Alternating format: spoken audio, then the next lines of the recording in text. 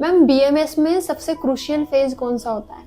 सो बेटा fourth year सबसे important phase है, बिकॉज ये एक ब्रिज है आपके अर्ली ईयर्स और आपका जो करियर का पीक जाने वाला है वो आपके फोर्थ ईयर पे डिपेंड करेगा।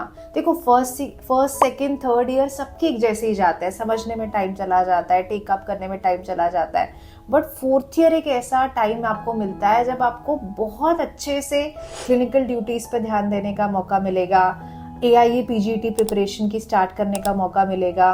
और इस समय पे आप वो बच्चे वाले स्टेज में नहीं रहे, आप अपने एक प्रोफेशनल फेज में एंटर कर चुके हो। और जो स्टूडेंट ये सही टाइम पे रियलाइज कर लेता है वो अपनी करियर्स को जैसा चाहे वैसे शेप कर सकता है। मैम एआईए पीजीटी के लिए कब से प्रिपेयर करना चाहिए?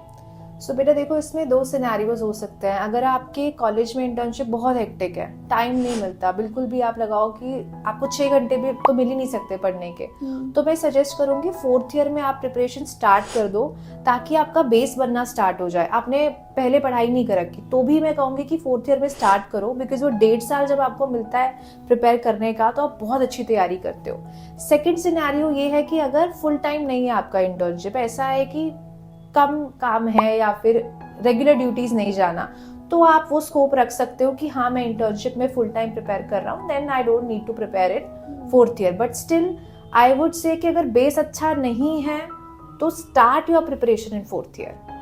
मैम फोर्थ ईयर के बच्चे को कौन सी चीजें कंसीडर करनी चाहिए before starting their AIAPGET preparation? So fourth year के स्टूडेंट के लिए इम्पोर्टेंट होता है उसका कॉलेज और साथ में उसको मैनेज करनी है अपनी प्रिपरेशन।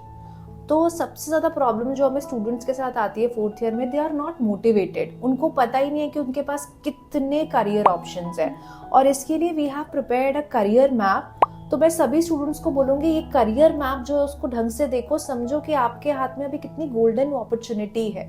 प्रिपरेशन स्टार्ट करनी है तो सबसे पहली चीज़ है मोटिवेशन। सेकेंड चीज़ मैं बोलूँगी कि अपने टाइम टेबल में आपको उसको प्रिपरेशन को लेके आना है। आप अगर टोटल 7 to 8 आवर्स की पढ़ाई कर रहे हो तो उसमें मेक श्योर करो कि 3 to 4 आप AIA PGT को देना शुरू करो। You can start with previous year paper questions also, आप वहां से भी अपनी प्रिपरेशन स्टार्ट कर सकते हो, वो भी एक अच्छी स्ट्रैटेजी है। देखो बेटा, आपको ना स्मार्ट स्ट्रैटेजी अडॉप्ट करनी है। 80% क्वेश्चंस 20% एरियाज से आते हैं, और ये 20% एरियाज क्या है, ये 150 FAQ पॉइंट्स हैं। तो सबसे पहले आप इनको कवर करो, उसके बाद आप और प्रिपरेशन करो, ताकि आपका सिलेक्शन तो 100% बन जाए ना कि ये पॉइंट्स कवर हो गए, सिलेक्शन तो होना ही है। और इसके लिए हम AIA PGT 2027 का बैच लॉन्च कर रहे हैं, जिसमें हम फेज वाइज प्रिपरेशन करेंगे।